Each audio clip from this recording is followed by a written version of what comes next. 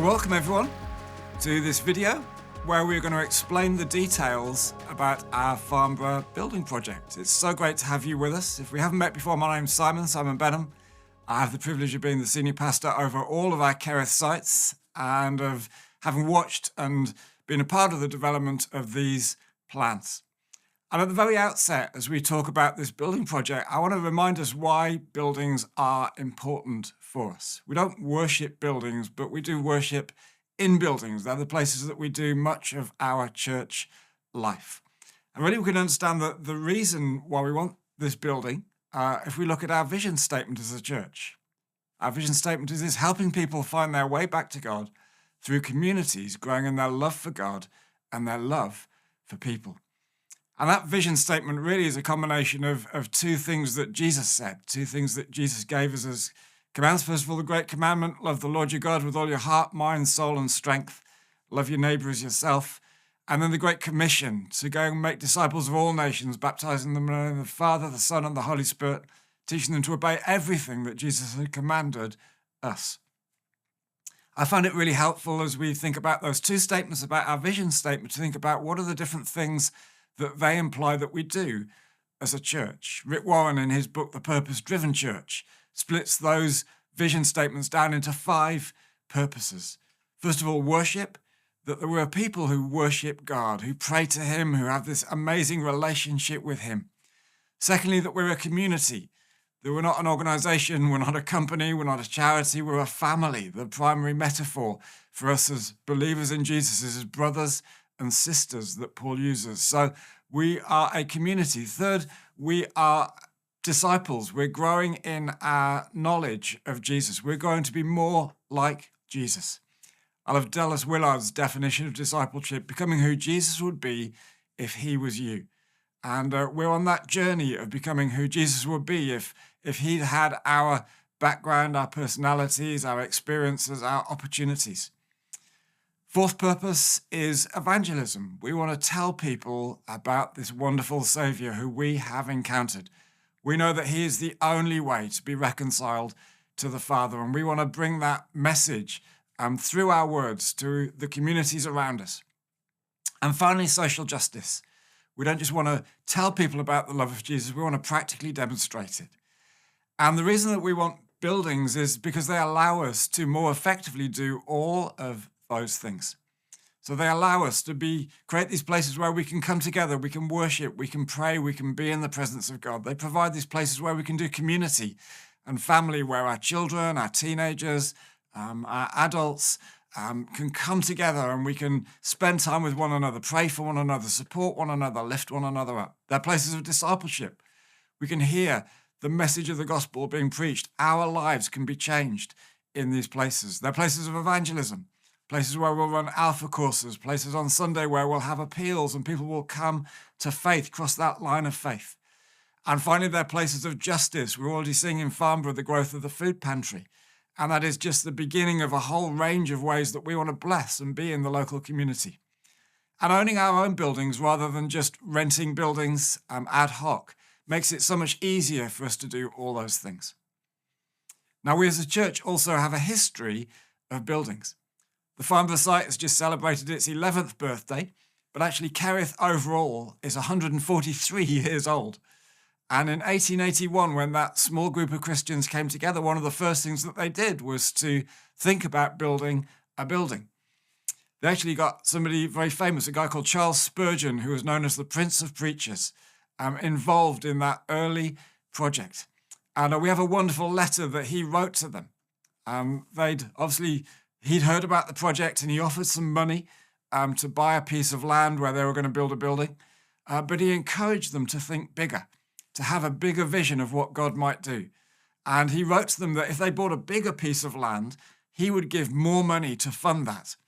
I'm not sure whether he ever knew how big their piece of land was in the first place, but I believe that he was encouraging them to think bigger about what God wanted to do in and through them. And I think that sowed something into the DNA of our church, to always think bigger than perhaps others might do. And we saw that expressed in the late 1980s when on our Bracknell site we built the Kerith Centre. This amazing building costing just over £3 million, which was revolutionary at the time it was built. No churches were building buildings at the time. And one of the wonderful people we've got involved in this Farnborough building project is Ralph Allen, who was the architect not only for the Kerith Centre, but also for K2, which is the Youth and Community building on our Bracknell site. So we have a history, a DNA stretching all the way back to the very beginnings of our community of faith for buildings and a faith for the money that it takes to build buildings. So I'm really excited for you to see what's coming up. We want to talk more about the site and the history of the site. We want to talk about the actual building project and how we're going to fund that. But so great to have you with us. Hope you enjoy the rest of what's coming up. So we've just heard about the Kerith Centre and how the Kerith Centre wasn't just about bricks and mortar and just this building. It was a testament of believing in God's plan and making space for him to move. And this pioneering spirit continued in 2013 when a group of us from Bracknell, we planted our Sandhurst congregation 11 years ago. And we moved into Sandhurst School and we adapted this school environment into a space that we could meet on Sunday. We adapted toddler spaces into classrooms, child-sized leg rooms. We had in the auditorium Jenga games with storage boxes and very early morning school setups. We used to get there at 7 a.m. In the freezing cold when it was still dark in the winter, setting up this space so people could come and encounter God. And we became this really hardworking, adaptable and reliable, resilient bunch. We wanted to see God's kingdom come in Sandhurst, and we saw people come back to God. We saw salvations, we saw healings, loads of people did courses that we did. We saw lives transformed, and a load of the people from the Sandhurst team, we joined the office team and got really involved holding kind of central Kerith positions as well. And at that time, we launched Windsor and West Wight as well. We planted this church community over into the island with Ben and Anna Britton. But ultimately, the limitations of running church in a school space, it held us back. Carrying our kit in the rain, it was hard work every week, and a lot of our energy was going into transforming the space rather than into people and into ministry. And kids as well, teenagers, they didn't want to come back to school on a Sunday. Why would they want to spend their weekends at school when they spend it there all week? So we decided in 2018, just over 4 years ago, 4 years after we started Sandhurst, to move to Farnborough. We had various people coming from across the Blackwater Valley, and we rebranded ourselves as Kerith Blackwater Valley, moving into the Village Hotel in Farnborough. And there was a lot more space physically. For ministry, there was fantastic kids space, lovely flat spaces, a flat auditorium as well with adult-sized legroom rather than child-sized legroom. And we became king of the flight cases as well. We bought a van to kind of roll in all of our stuff and then roll it out. And we had more capacity to put energy into people. And so we started courses, we started small groups. A lot of our social justice initiatives started at that point as well. Yet without our own permanent space, then the limitations of hiring a building, they still continued. We only had access to that space on a Sunday. And it was very expensive to hire as well. And so throughout this journey, we were praying for a permanent space to call our own, for our own home as a church community. And in 2020, amidst the challenges of lockdown, then our prayers were answered. We had this building here come up. We had Wizzy World that had been abandoned for 8 years, empty, come up for auction. And spaces like this don't come up for auction very often in locations like the building is located. And God blessed us with this incredible building. And we have a real sense that God gave us this building, that this was a gift from God. And I was thinking back to some of the prophetic words we've had about Farnborough and about this space and about this building. So Shari, our worship pastor, years ago, before Sandhurst was on the scene and Farnborough was on the scene, she had this prophetic word from someone about how she would lead worship in Farnborough. I remember sitting in Sandhurst Library in a prayer meeting, and someone gave a prophetic word about how God was moving us from a cul-de-sac, a small town, to an avenue, an industrious and busy avenue, and an influential area. And now on Sundays, we sit in the middle of an industrial estate with the world's influencers. We've got David Beckham and Richard Branson and all of the celebrities and rich and famous people that use Farnborough Airport, just the other side of the road from us. I remember one of our staff team as well, they shared they really felt God speak Ezekiel 37 over the building about how we would have been given dry bones, bones that were once full of life, the children and the life and the colour and the noise and the energy of that space. It was now dry bones. It was a dusty, derelict, dirty and dangerous soft play centre, and how God was going to do a resurrection in that space in us, and he was going to breathe his spirit and breathe life into dry bones once again, and lift that space to life once more. And so on those Sundays where perhaps there was water pouring through the ceiling of Wizzy World, of the venue, some people have asked me, do you regret buying this building? And was this really the best decision? But I really think we are in the centre of God's will, and that God is really up to something. And we have a dream for this space. We have a dream for our building. I always felt God say two things specifically, that he was calling us to make a house of God and a house of people. And houses of God, they are primarily spaces where you encounter him. In the Bible, in Genesis, Jacob, he's talking about a moment when he encounters God.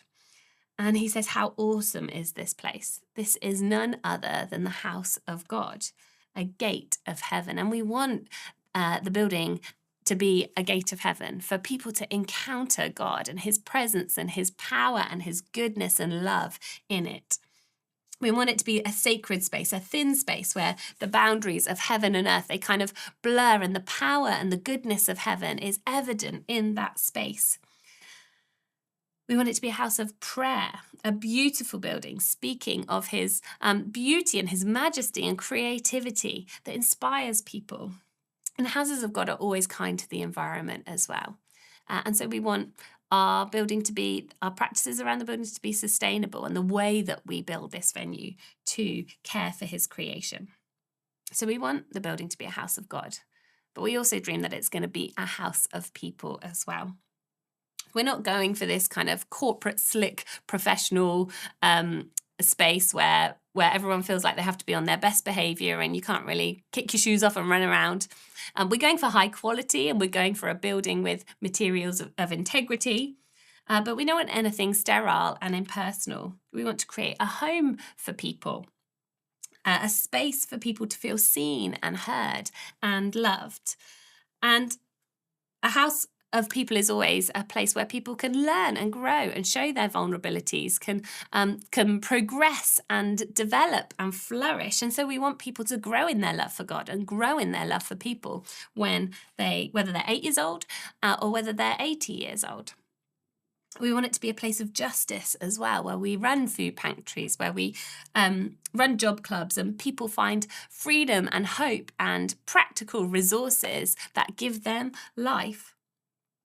And we want it to be a place for all ages and races and abilities, all sexualities, genders, backgrounds, creeds and colours. We want it to be a place where there's weddings and baptisms, where there's Thanksgivings, where people propose, where people get married, where people say goodbye to their loved ones, giving their life to Jesus or giving out food parcels, a place to make lifelong memories and life-changing decisions. And so that is the dream. And I'm going to hand over to Sonia now to talk a little about the practicalities of this building that we have. We've been in this building for coming up to 3 years, opening our doors on a Sunday morning in December 2021. And of course, there are loads of amazing things about this new home that God has blessed us with. It's fully ours, isn't it? We own it. It's got our name on the building, and so it's under our control what we do with it. We've got the freedom to access it any day of the week. Where our building is located is a really strategic position within the town of Farnborough. We're at the end of a busy industrial estate, just a stone's throw from the town centre. And about a 3 or 4 minute walk from our building is quite a large housing estate in Farnborough. Meeting in this building, loads of people say to us, well, where is your church? And when we say it's where Wizzy World used to be, people remember where that building was. The Wizzy World building is kind of this well-known landmark in our community. Of course, in time, we hope that people will know it as our church building rather than Wizzy World, but it is really helpful for explaining where we are. And we're on this dual carriageway, so as people drive past on their way in and out of town, they can see our name on the building. They can see where we're situated. We're very visible to all who drive past. Our building is so spacious. In fact, we're only really using about 2/3 of our building at the moment. There's areas we haven't even moved into yet. And one of my favourite things about our building is our pigeons. Yes, we have resident pigeons living in the roof. Maybe not really my favourite thing. It's also maybe one of the things that is a challenge in our building. Anyone who's moved into a new home knows that after being in a new home for a while, you start to notice the things that are wrong, the things that maybe have a few kinks or challenges in your new home. And yes, having pigeons in the roof isn't actually an ideal thing. I was being a bit tongue-in-cheek there. Our building is freezing cold in the winter. People come wrapped up really warm and they don't take their coat and their hat and their scarf off when they sit down. And they rush home after the meeting to warm up again. And in the summer, it's the opposite. In the summer, everyone's really, really hot. And so they don't hang around for too long afterwards in the summer either. There's like a 2-week window in the whole year where people are at the right temperature. Elements of our building are unsafe. Those areas that we're not using yet are not just because we don't need them or we don't want to use them. It's because actually a lot of them are quite unsafe to use. And so there's, the roof across the whole building is actually at the end of its life. Many of you will know that we've had leaks through our roof, arriving to puddles on a Sunday morning. And the car park outside is filled with pieces of broken glass. We've tried to clear it up several times, but it's still there. There's mould on the walls in some places. And this limits our ability to welcome new families. To our groups like Sparklers, we're only too aware when we've got toddlers crawling around on the floor, the state of some of our building. Aesthetically, it's quite unwelcoming. We've got boarded up windows at the front of the building when people arrive. There's peeling paint and it's not comfortable in places to spend a lot of time. It's not conducive to spiritual contemplation. Our building at the moment doesn't represent God well. And it doesn't represent our values as a church to represent Him well and to welcome people into it. First impressions matter. And while our building hasn't stopped new people coming and joining us, we don't know how many people may have driven to the end of the road, seen the state of our building, and decided to turn around and drive off again. Because a rundown building can create a negative impression. And because we've got a lot of temporary things in our building, we've done a really great job of making it fit for purpose for the time being. But the drapes and things like that, a lot of the things in our building are temporary. And that doesn't reflect our commitment to the area of Farnborough. We want people to know that we are here to stay. And the way we've got things at the moment speaks of this lack of permanence. When you move into a new home and your furniture hasn't been delivered yet and you're sitting on camping chairs or sleeping on airbeds. No, we want to make this our permanent home because we are here to stay. So given these challenges, I think it's probably quite obvious that we can't stay as we are now. And we can't just hope for the best. We want to honour this incredible gift and blessing that God has given us with this building. And to fulfil the mission that we feel we have here in Farnborough, we must embark on this building project. So a group of us got together not long after we purchased this building, various representatives from our community, ministry leaders, and we kind of got our heads together and said, what is it that we want from this building? What is it that we need this building to be? And we came up with a brief that we were able to then pass on to our architects. We want the entrance to our building to be really clearly identifiable. We want it to be transparent so people aren't wondering, well, what goes on in that building over there? No, we want them to be able to see through and see the activity in the hub and the excitement that's happening 7 days a week.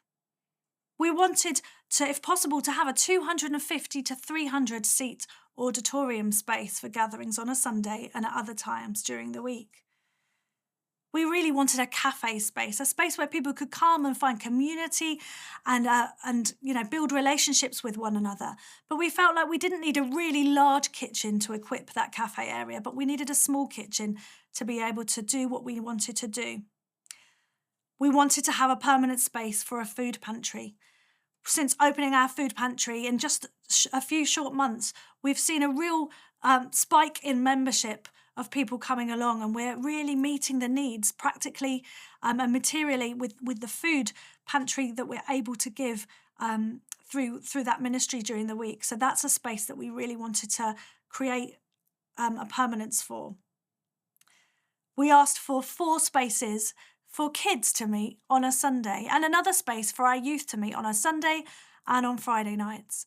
And these spaces would be spaces that would be really welcoming and kind of be fitted out for all of the needs for those ministry areas, but also spaces that could be repurposed, so multi-purpose spaces for use for small groups, courses, breakout rooms, different things going on during the week. We wanted to have a really large lobby and lounge space. We recognise that so much of the important ministry and stuff that's going to take place in our building doesn't just happen in like the formal meeting settings, whether that's midweek or on Sundays, but it's those wraparound conversations before and after our gatherings where people are listened to, people are heard, people are prayed for. And we wanted to create enough space in our building for those wonderful spaces where people can meet and gather together, finding community and relationship. And we asked for individual unisex toilets, some with baby change facilities, but we also wanted space for an accessible toilet and a changing places room, really reflecting our value for accessibility in our church home here. We really want to be a place that is open to all people of all ages, of all needs, of all backgrounds. And so that's the things that we asked for in our brief. So in November 2022, we started the process of trying to find our architect, the people that we would work with to develop the Farnborough site that we own. And what we did is we interviewed 3 different architects. Now, these all came recommended to us. They were all had worked on previous church buildings, as well as other commercial properties and warehouse conversions. So we had a really nice spread of experience across the 3.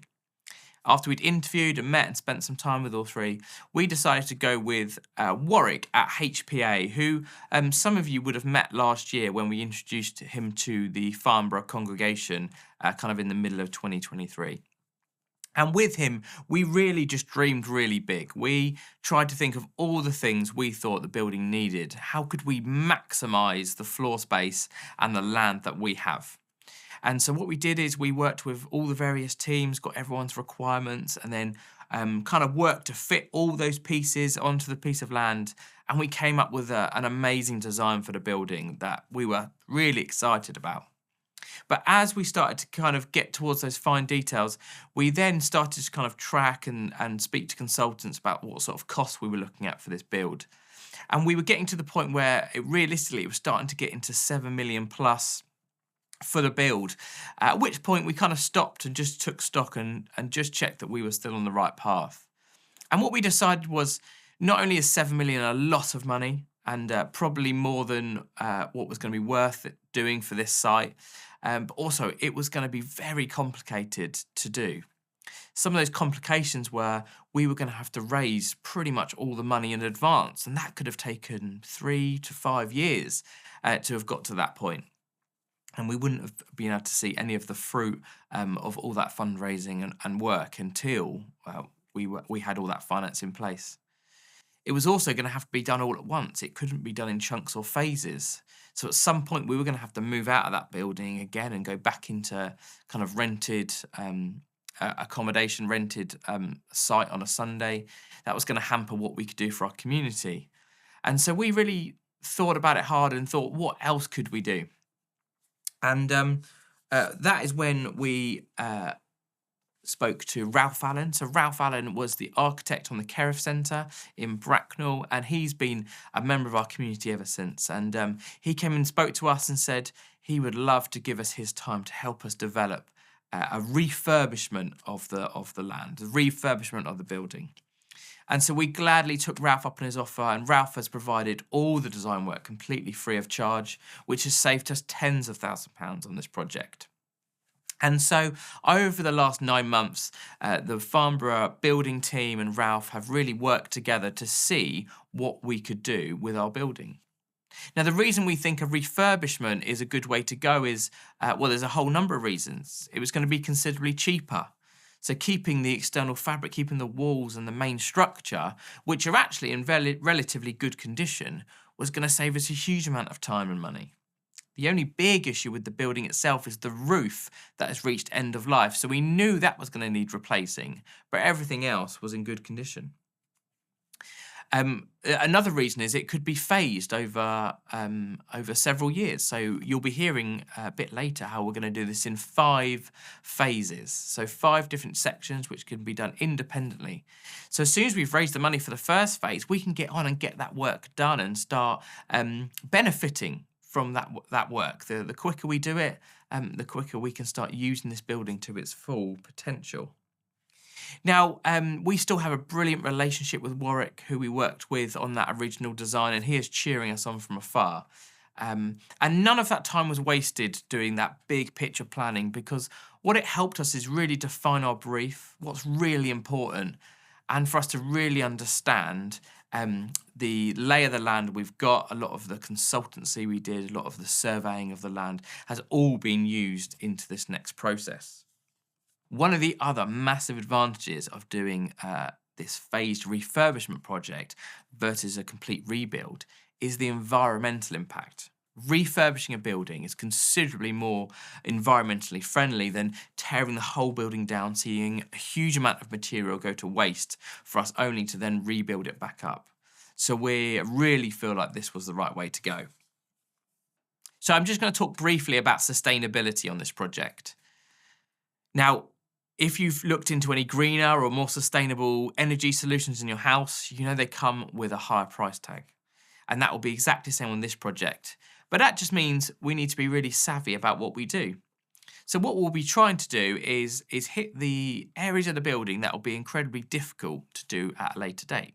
So for example, with the roof, if we're having to replace it anyway, we can make sure we're getting as much insulation into that roof to stop the heat escaping in the winter. When we're looking at the wall cladding and windows, we'll also have consideration there. What is the best we could do in order to reduce the energy the building needs to use?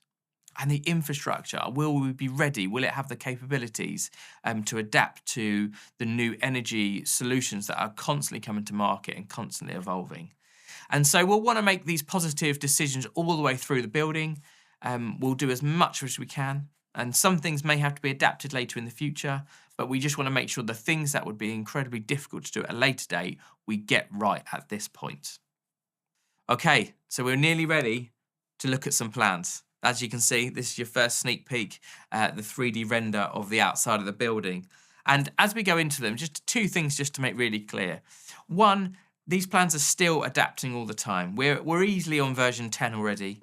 We think we're really close. We think anyone we've shown so far, everything seems to be working really well. But this project's going to happen over multiple years. There are always going to be little adaptations as the church changes. So don't be afraid of that. And at the end, you'll be hearing about how you can give us any comments or suggestions that you've seen from these designs.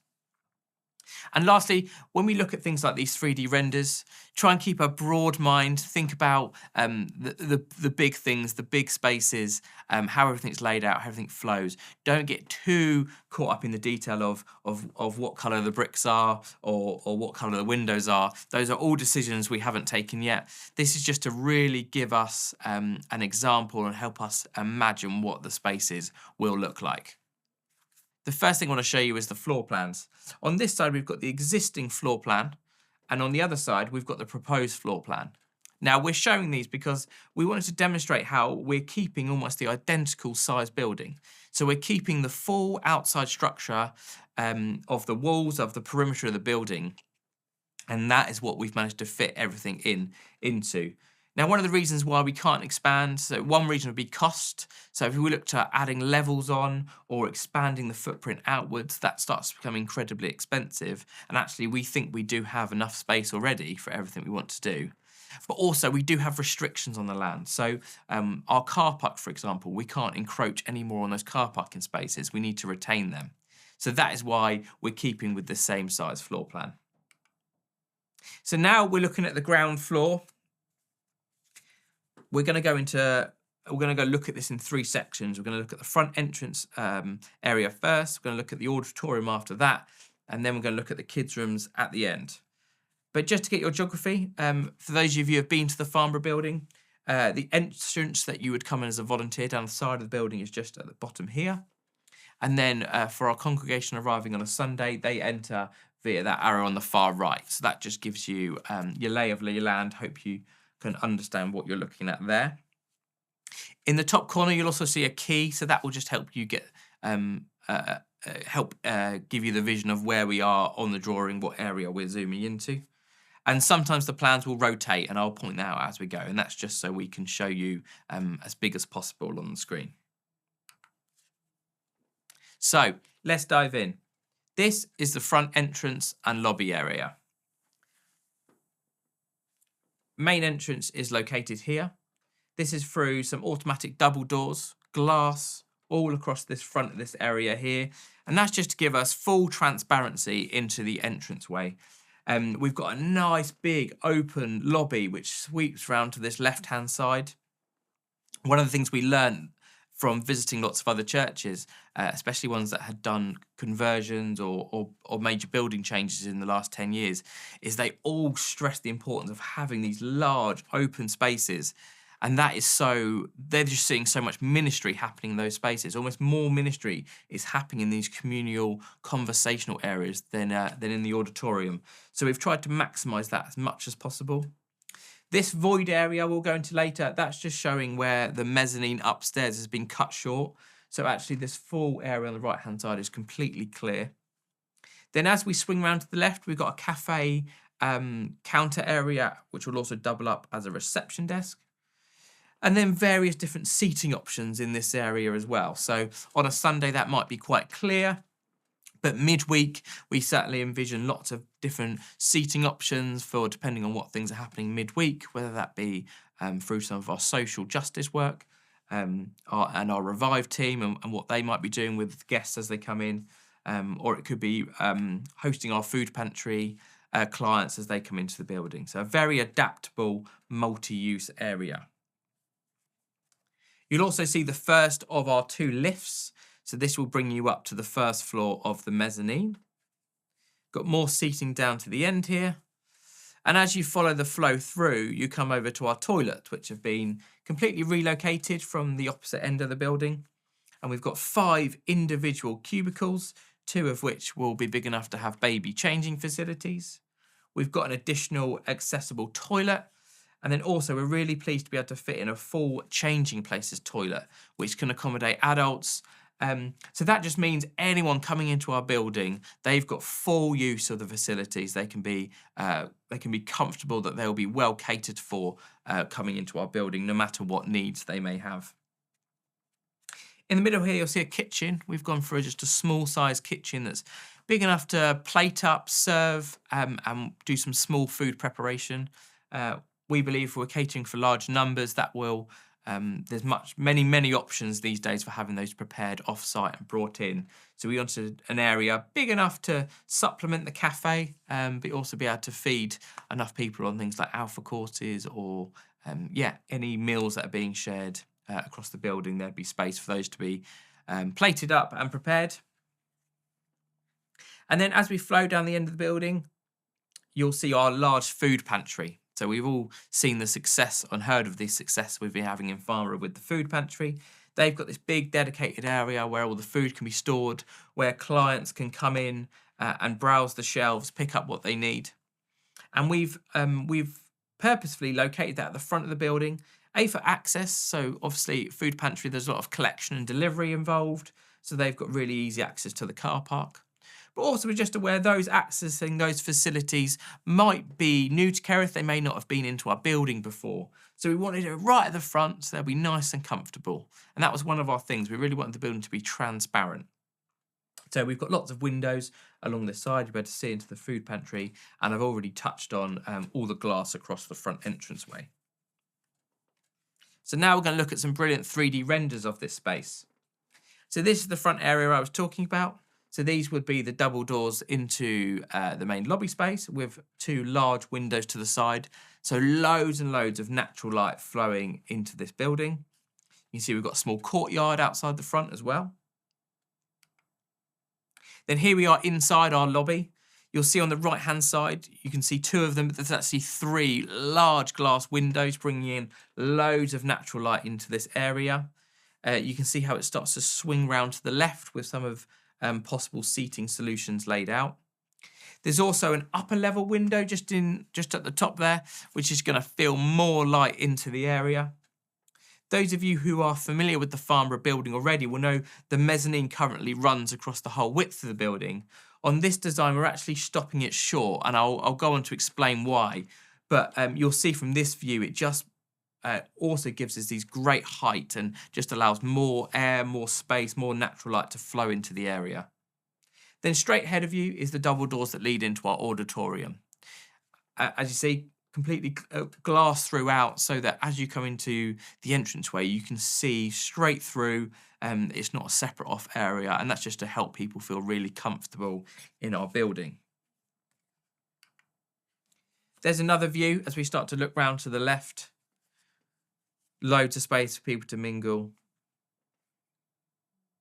Okay, that's our entranceway and lobby done. Now we're going to take a look at our auditorium.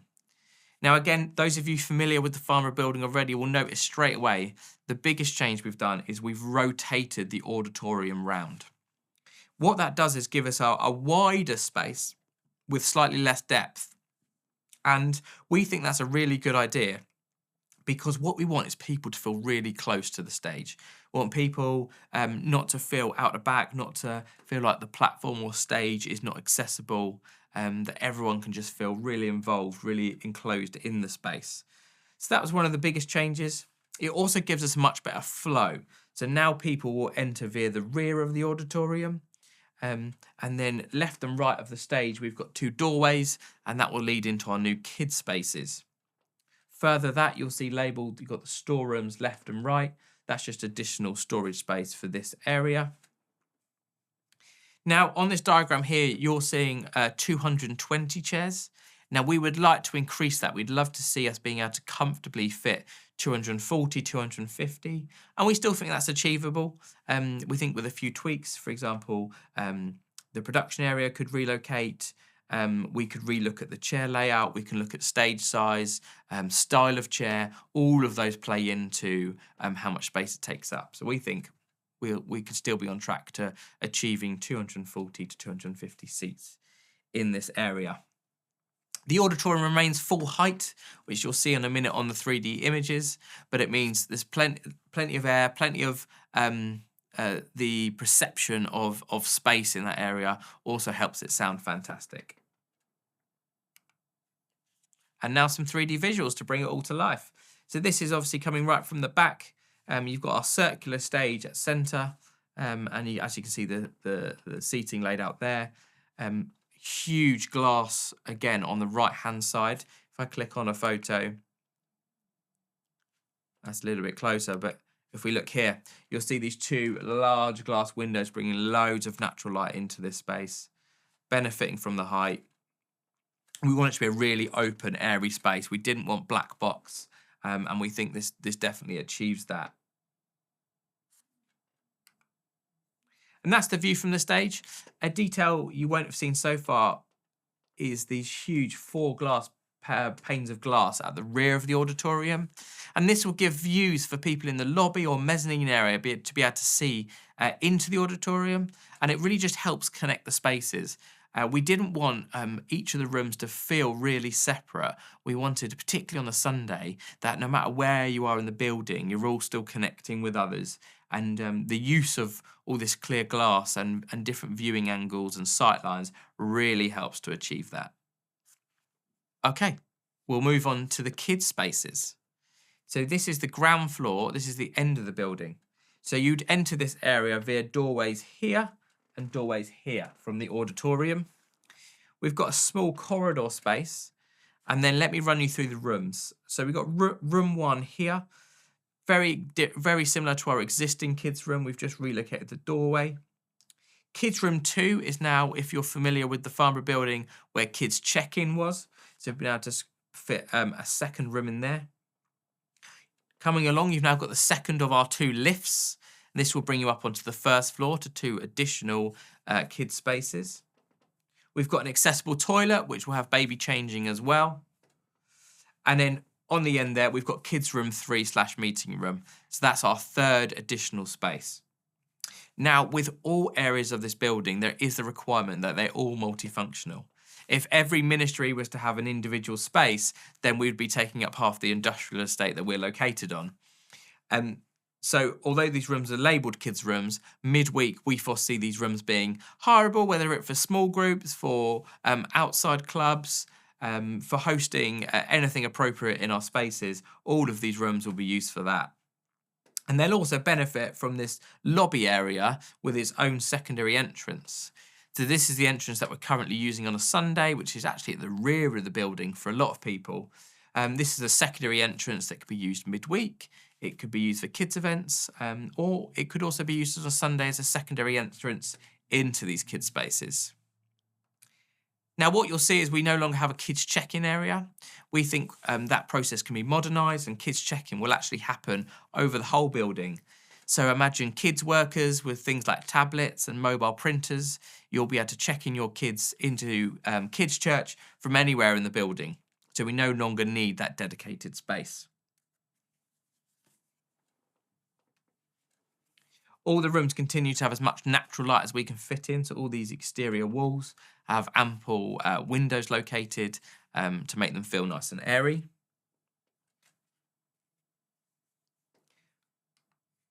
And now we're going to look at the first floor kids' rooms. So what we've been able to do, we've lost the corridor that existed in the current building, and we've been able to expand the kids' rooms 4 and slightly adjust kids' rooms 5 to make more space, to more of our kids and youth to squeeze into. You'll see where the lift presents itself onto a small corridor. There's 2 toilet cubicles with separate wash basins.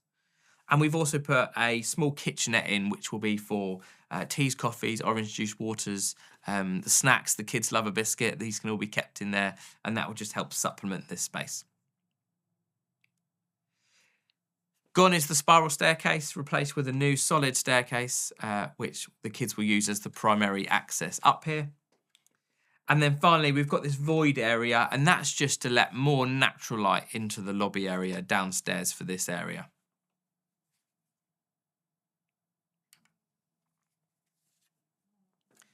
Now, what you're seeing here is the auditorium from the first floor. Now, nothing much to see here. We just wanted to show that the auditorium goes full height, so there's no access from the kids' rooms over to what we're going to show you next on the mezzanine.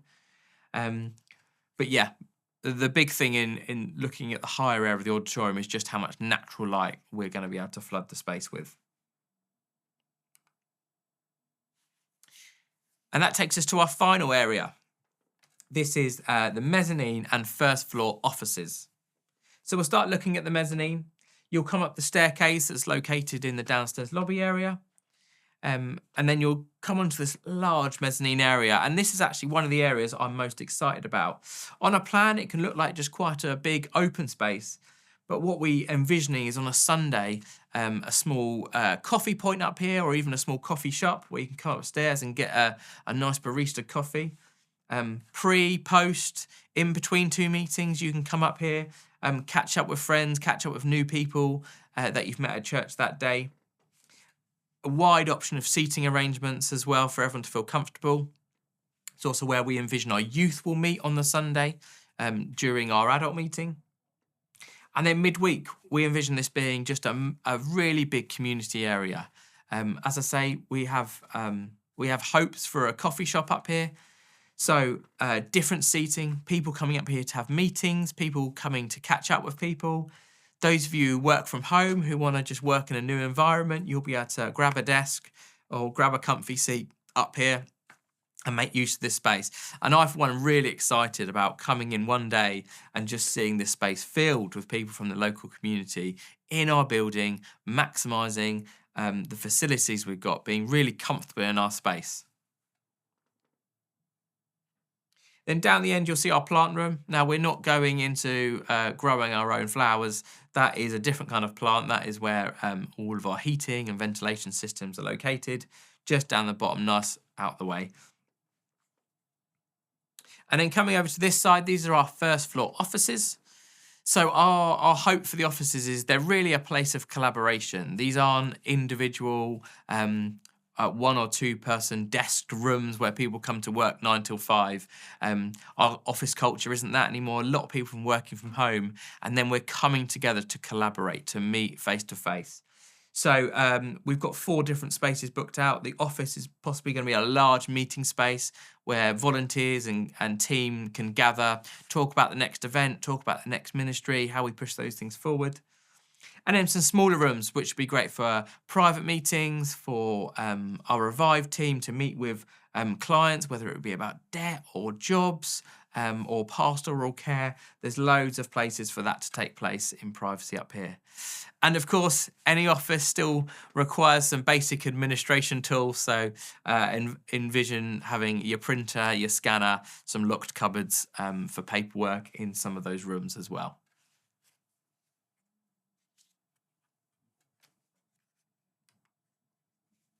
So as we come to the end of the design phase, we're just going to show you some external views of the building, and I'll point out some features from this view. So I've mentioned a lot about the natural light. You really can see it from this side. We've got all these windows across the front offices, windows flooding into our pantry area downstairs. Then up on the mezzanine, we've got natural light in this gap here, and also this large window on the first floor here. Now that is just going to fill that area with loads of natural light. Then across the ground floor, we've got the 3 large windows I spoke about when we looked at the reception and lobby area. You've got the 2 almost full height windows further down, which flood the auditorium with natural light. And then right down the end, you can see additional windows, which will be into one of our kids' rooms. So as I spoke about earlier, I mentioned the word phasing and phasing the project. And what we are planning to do is do this build in 5 individual phases. Now, the reason for that, as I touched on earlier, is we can raise the money for the first phase, get going on it, get that complete, and then move on to the second phase. We don't have to raise the full amount of the project up front before we can get started. It will also allow us to retain as much use of the building throughout. So on top of this plan here, we've got 5 boxes which match up with these phasing areas here, which we'll talk through in more detail in a minute. But you can see that the first phase in red really affects the whole building. That's because that's going to be the roof and the ventilation system, which I'll go into in more detail in a minute. And then the other areas of the building are split into 4 very specific phases. So phase 1, this is what we really want to focus on as we move in to start to thinking about fundraising and getting going. Phase 1, we really want to look at replacing the full roof and insulation. Really important we do that at the beginning. We want the building watertight, and it's also one of the biggest tasks to do. So as you can imagine, pulling off that roof, putting a new one in is going to be a big, big task. We want to hit that at the beginning. Then once we've got all that watertight and we're stopping all that good heat escaping, we then want to look at the heating and ventilation systems for the auditorium so that on a Sunday, this space is really nice and comfortable to be in. Now, all of that is going to require a huge amount of scaffolding to go up around the building. So then it makes absolute sense to do the external wall cladding and windows at the same time. Otherwise, we'd be re-erecting that scaffolding later on. We also received £168,000 in interest-free loans in 2022, and that enabled us to pay off a large amount of the Farnborough mortgage. What we'd love to do is be factoring, repaying those loans to those people that gave it to us. So we've included that in this phase. We're also really passionate that at every stage of the project, we are going to tithe 10% of that phase and make that money available to other organisations and charities, which we'll talk about nearer the time. So the estimated cost for phase 1 is £950,000. Then briefly, we'll look at the remaining 4 phases after that. So phase 2 is the Ells Road end of the building. So that's all those kids' rooms on both the ground floor and the first floor. And that has a cost of £393,000. Phase 3, which is numerically our most expensive phase, that's going to be to do the entrance, the foyer, the cafe, the mezzanine, the food pantry, and also putting the lift in the foyer, which will take you up to the mezzanine. That's just over £1 million.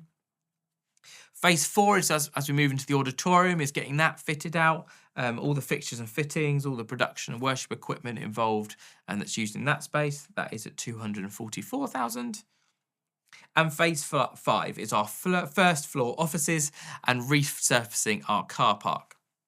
Now, these phases have been professionally costed by our quantity surveyor. They are someone that has worked with our architect for a very long time and has shown to be very accurate. They're also factored in inflation as best we can in advance. So if we can roughly keep on the timescale of doing a phase a year, then these costs should hold up pretty well. So as you can see on this graphic, these are our 5 phases and their full costings, and that brings us to a total of just over £3 million.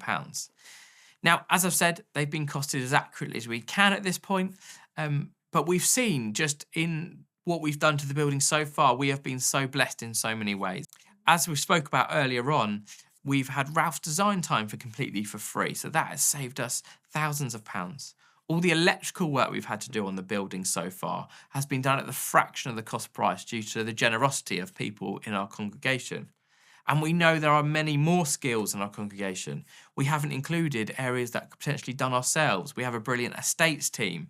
We have those who are more than equipped to do painting and to do some of the smaller DIY jobs. We also need to look at the design and see what compromises and tweaks we could make. So we really would like to see that figure decrease or certainly not go any higher than 3 million. But as we get into the details of each phase, we'll be able to kind of really get really specific on those costings. And as I mentioned right at the beginning, we obviously did go through a process and looked at doing a full demolition and rebuild. And one of the questions we've had when we've shared in smaller groups is, well, what did the £7 million building have that we're not getting on what we think will be about 3 million? So on this chart here, I've tried to really fairly represent those different things. So square footage. On the 7 million project, we were able to put a second floor in on a part of the building and also do an extension that went over the car park. So that did increase the square footage of the building to 18,000 from its current 11,500 square foot. We were able to have a slightly larger auditorium because of being able to reconfigure the space. So there's potentially an extra kind of 35 to 55 seats in there. We were able to put one additional multifunctional kids space. The quality of the fixtures and fittings we believe would have been the same across both, so that wouldn't have had an effect. One of the big downfalls is that we would have had to completely close the site for the building work for potentially a year to 2, maybe even more if there were issues, whereas we think we'll only have to do small, partial closures of the building, and we will be able to remain fully functional on a Sunday and running our midweek activities throughout the phased approach. Which leads me on to the project couldn't be phased on a full rebuild. We would have had to raise all that money up front, which could have taken many, many years before we would have been able to start benefiting from all that hard work. Whereas on this refurbishment project, as soon as we've got the money for the phase, we can get on with it, get it done and start benefiting from those areas. And as I touched on earlier, sustainability, a refurbishment project is much more energy efficient, environmentally friendly, rather than demolishing the whole building and starting from scratch. So I hope that's helpful. At the end, there'll be details of how to get in touch with us if you've got any questions or comments. But now I'm going to pass you on to Simon to talk about the fundraising. So having heard all of that, how are we going to fund this thing? You know, we now need to raise just over £3 million over the next few years to make this dream a reality. Well, we're going to do fundraising in a whole load of ways. The first thing that we're going to do as a community is to exercise faith. We realize this is primarily a faith venture. In Hebrews 11 verse 6, it says that without faith, it's impossible to please God. And we're going to begin by putting our faith, our confidence in God. Now, that's a faith and a confidence that has history to it.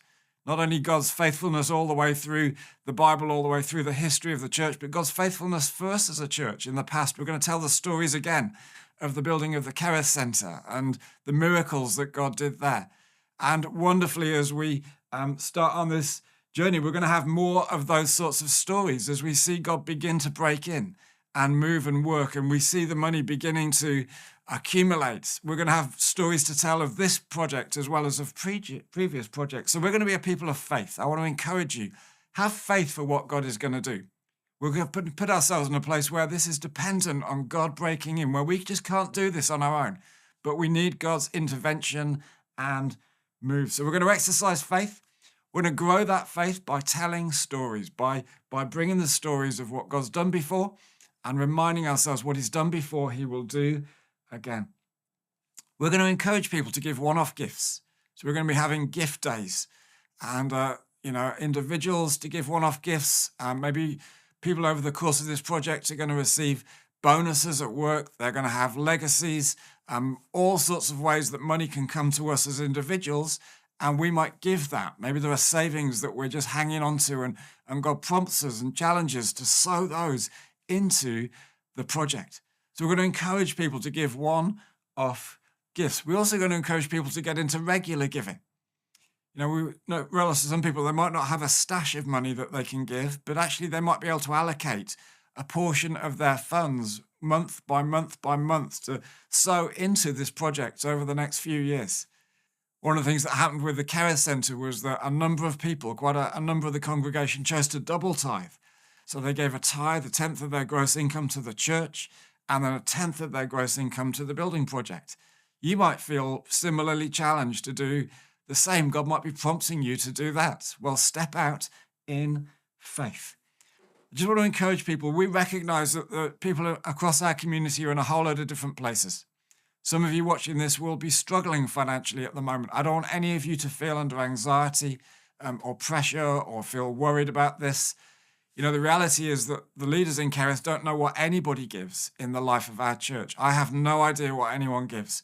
So please don't give out of any sense of compulsion. The Bible says that God loves a cheerful giver. And if you're not going to give cheerfully, if you don't feel able to give cheerfully, then, well, don't give.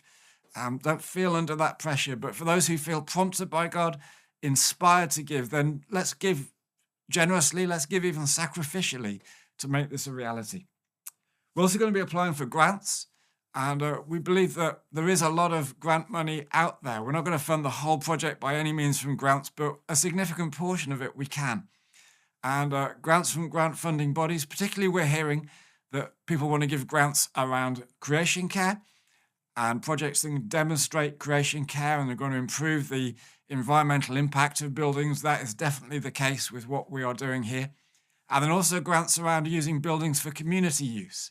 And we're going to be pursuing that whole area of grant funding. We're also going to be talking to the local authority about whether they might want to invest in what we're doing. We'll be talking to local businesses on the business estate and others who we know have resources to say, hey, would you like to be a part of this exciting project? We're going to do fundraising.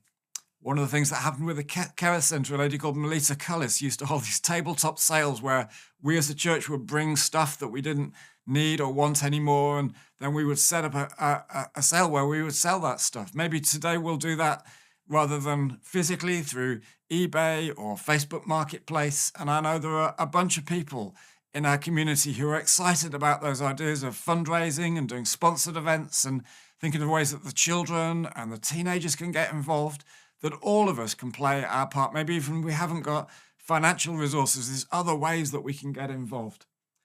There's also the possibility with this project of us getting our hands dirty. So Callum, you'll have heard present all the costs, but one of the significant opportunities is for us to do some of this work ourselves. All those costs assume that we'll get professionals in to do this, but there may well be chunks of the project that we could do, painting and maybe even some building and stuff that we as a community could get involved in, or our team here on the site could actually make happen. And we believe there are some significant savings to be made around the whole of that. And then finally, we're going to pray. We are going to be asking God for miracles. Again, when we built the Kerith Centre, we just had a weekly prayer meeting where we gathered every Wednesday, 6 a.m. Katrina and I used to come to that on a regular basis to pray for the money. And we'll be praying for the money on Sundays. I want to encourage us individually to be praying and asking God what he would have us gift. So 3 million may sound like an enormous amount of money. I just want to remind us to God it's nothing. He owns the cattle on 1,000 hills. It's all his. He could give us the whole lot in a moment. But I think he wants to stretch us and he wants to grow us and he wants to give us some fresh stories. He wants to grow our faith and he wants to demonstrate his goodness and his faithfulness in this project. So I want to encourage you, have no anxiety. Be asking God what he would have you do and then be praying for him to do what only he can do. He is Jehovah Jireh. He is our provider and he is going to give us all we need for this project to be fulfilled and come to completion.